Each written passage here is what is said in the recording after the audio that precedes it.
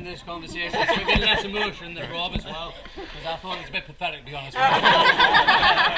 But anybody who doesn't know us, I'm Luke, Scott's best man, and this is my second time doing this year. And if anybody's in the crowd who wants somebody, I'm £150 per hour. And you have to pay for the flight and digs for the stag do as well. Okay?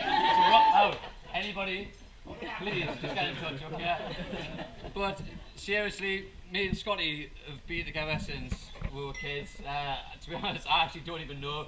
Maybe it's like 3, 4, 5-year-old, and we've always been best friends since then.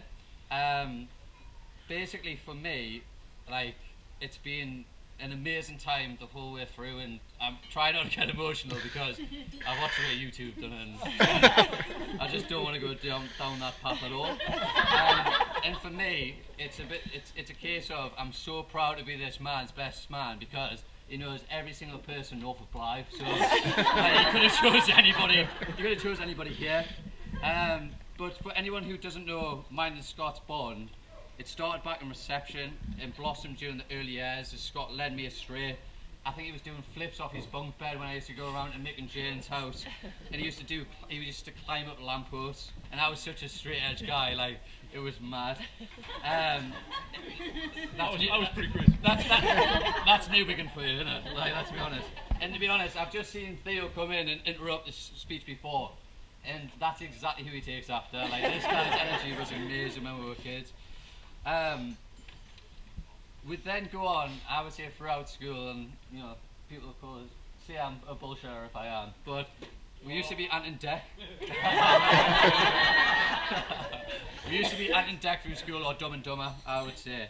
In my partnership, I remember in the year 3 classroom, Scott and me used to just sit there. We used to be opposite each other, and I'm gonna bring Brian Tockney into this. No. We used to just sit there and we'd undo a zipper and we'd put our little finger, we'd put our index finger, not little finger actually, it was a bit bigger than that actually, and we'd put it through our pants and we used to wiggle it around. And Brian told Mrs. O'Neill on with. And I remember me and Scott used to we walked into the head teacher's office, and we both were like, we're not saying anything to our parents, we're not saying anything. And we'd sweet talk ourselves out of that. And I think for me, you know, if Shannon and Katie were there, I think they would have just let we got on, but Brian, he sticks us up. So if anybody sees her messing about on the dance floor later, please tell the Wood Hill staff, because I'm just not having it, okay? Scotty, we were a perfect partnership. We'd sweet talk ourselves out of trouble. We'd always pick each other for football in Wembley's doubles, and we'd set each other up in class for jokes as well. Well, until you met Shannon, and as you just said, she's your best friend apparently. As a 12-year-old, you used to slick your hair forward, as we all did. You had a little messy bit at the back and you had that V in your hair. She couldn't resist, let's be honest. And we used to knock around with Shannon and Katie all the time, and I used to sit there and do choreography in their rooms, and it was the most embarrassing shit I've ever seen in my life. So you were a classy couple from the start. And I look at you both now, and after spending so much time at your house, where Scott, against his will commit himself to a TikTok that Shannon's organised, you're still that classy couple. And hopefully sharing this info with the wedding party, they have that tiny bit less respect for you both. Okay. 2 seconds. I thought I was going to flip this in. I should have just kept it as one page. For being such a likable lad, I've never seen Scott being given a nickname at all. However, this hasn't stopped himself throughout the years giving himself his own bullshit nicknames.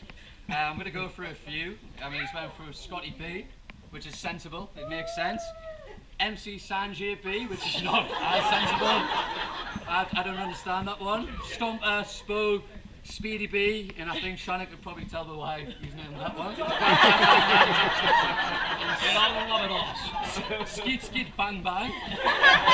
And last but not least, Scott Thomas. I have to say, for a boy who never used to drink while we were growing up in the streets of Bettleton, you've certainly made up for it since we've been going out. if there was one doubt in my mind that your eyes had wandered from Shannon, it was from one of our nights out in town. Scott would always hunt out the group of lads he'd have a chat with. He'd always want to hit Rusty's gay bar after a few bars. And I think that's been a running theme. It's not just me saying that. He'd always want, but I'm proud to be able to tell you, Shannon, it was only for the love of the dance and not the love of the boys. And going from one good drinker to a bad drinker, today's bride, Shannon Burgess, the type of girl who one second is drinking from a stein and the next has his knickers showing for the whole of beer colour.